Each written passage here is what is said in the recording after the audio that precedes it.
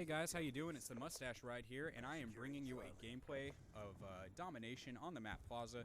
Now, this is a really just simple gameplay. I'm trying to play kind of like how I used to. This is how new players really should be going about getting their score streaks. It's the easiest way to get high score streaks, in my opinion. And you're not camping, you're not being too ridiculous, but you are going to make the enemy team pretty frustrated. You're going to get them rage quitting. So, my score streaks today are the Swarm K9 unit and the Stealth Chopper. I'm running a suppressed loadout with Ghost. You can pick the submachine guns and shotguns and ARs or whatever of your choice, but this is just what I feel comfortable with. I really like that MSMC. Even after the patch, the MSMC is still really solid. Now you see there on the UAV, I saw those two guys get lined up, and I thought, hey, you know what? That looks like a quick two-piece right there. I'll go ahead and go for it. And you look at that, I went for it, I got it. I'm playing slow. I don't want to run right into that spawn with everyone right there, but hey, you know what? Let's go behind it. So you see me, I took that flank on the right. I was talking to my teammates during this game, and they said, hey, you know, you push mid. And I said, okay, all right, I'm going to go ahead and push right. You guys take mid. And they said, all right, let's do it. I'll cap B. You take that right flank. And so I got control of the dubstep room, and I just kind of pushed into that spawn. And, you know, right here I'm double-checking to make sure no one's behind me as I climb up that ladder. Just want to be extra safe. I see this guy pick up a quick kill. I thought that was his tack insert. I thought I was going to get another one, but it wasn't his. So I just go ahead and destroy it for a quick 50 points there.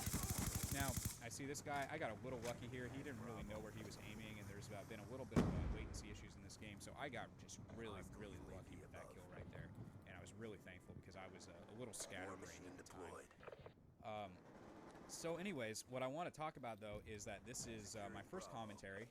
This is my first kind of tutorial, if you will, on how to stay alive and how to move.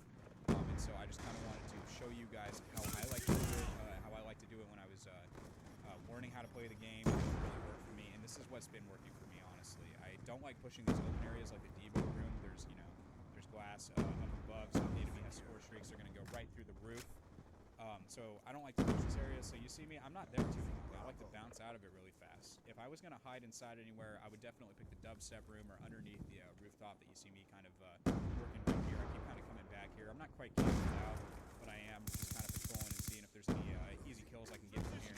And then I'll go ahead and move off when I feel like I'm not getting anything here. So what you're seeing right now is that I'm about to come up on my Stealth Chopper score streak, and this is just a great score streak to have. The Stealth Chopper just works wonders for your team. It works wonders for you too. You get 25 points per kill with it, and you can just put it right over an objective in a game like Dom or Capture the Flag, and you will just keep getting kills, and you can spawn kill with it.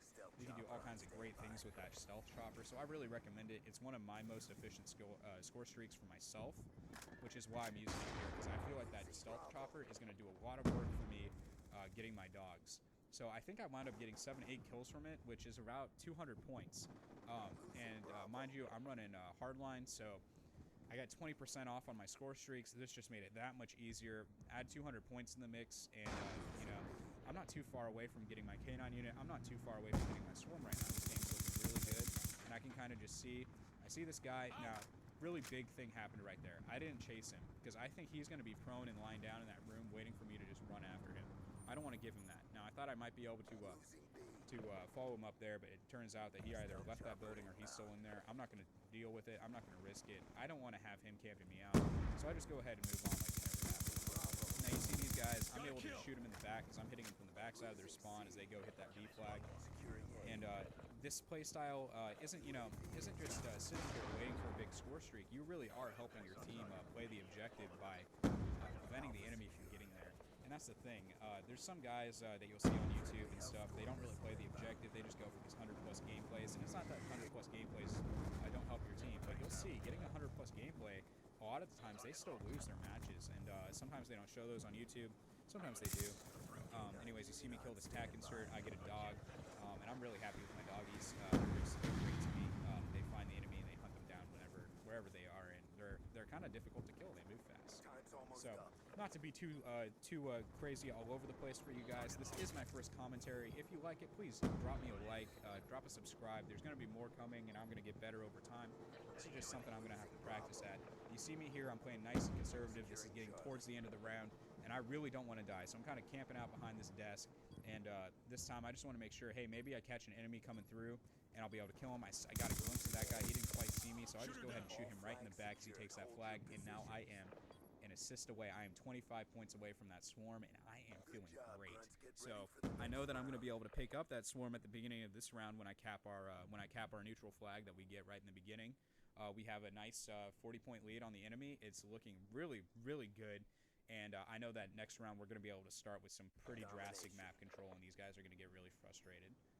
So we're talking about how to move. Now, what I like to say when I'm moving is I like to pick a route without a whole lot of resistance. And in Dom, that's typically pretty easy. You know that if you play the sides or if you can get underneath the map or go above something, that you can pretty much do that. And odds are you won't run into too much resistance because everyone wants to get those B casts. Everyone wants to get those big objective gameplays. But if you flank around just a little bit, you can pick off so many people going for that. You see that guy on the UAV right before I shoot him, so I figure, hey, you know what? I'll go prone, I'll ambush him, and that worked out just perfectly for me. Got my swarm.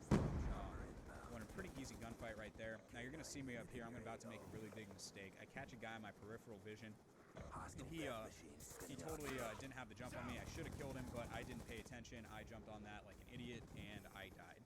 But I don't care. Like I said, this is one of my first swarms that I ever got. This is not the most recent gameplay in the world, but it's a good one just to show, hey, this is how you should get some score streaks. And you're going to see here the pace of the match is about to slow down quite a bit. And the reason for that is because these guys are rage quitting. They're not playing the objective anymore. They're just trying to make any headway they can. Now, watch this. I see my dogs clear out the objective for me. They looked around. I see my teammate back there. He's alive. He's giving me a little bit of cover. So I'll go ahead and cap that C flag. Sure, why not, right? I'll just look around when my teammate can't quite see, and I'll go ahead and move on. Now, I'm moving inside because I figure my puppies are kind of driving them around just everywhere. They don't know where to, the enemy doesn't know where to go. There's only 4 of them right now, I think, in the game, maybe 3 of them right now, and they're going to start adding in new people. So anyways, I get inside, and I figure, hey, my swarm's going to force some people inside, and I'm going to be able to catch them here. Now, you see my swarm just start to pick up kills. I'm 1 in 26 right now, 2,000 points. Not a crazy high score, but hey, you know what? Awesome KD. Awesome help to my team getting that map control, and we've been trip capped for how long? You know, I'm making the enemy mad. I'm making them rage quit. I'm really helping my team in this public match a lot, and that's just something really significant.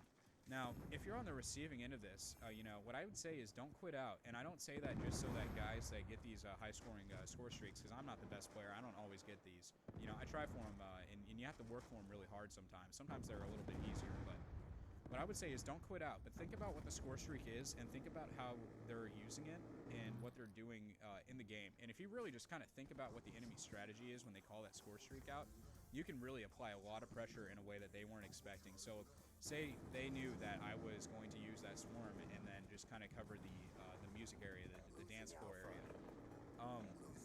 From there, they could have hit me from all kinds of angles. They could have flanked me from any entry point to the room. They could have camped me out at any given point inside this area and really just had the total jump on me. But they weren't really thinking that way. These opponents weren't quite strategizing. And you see there, easy target 88 just rage quit. And it's kind of sad, because I really wanted to just keep this gameplay going. I wanted to build up that momentum again. And you're going to see me here. I kind of just jump through the window because I say screw it, and I get killed by an S12 like it was. So, anyways, moving on from that, though, the big thing here is just, play the objectives, play them from the side, play them stealthily, play them quietly, and just play conservatively.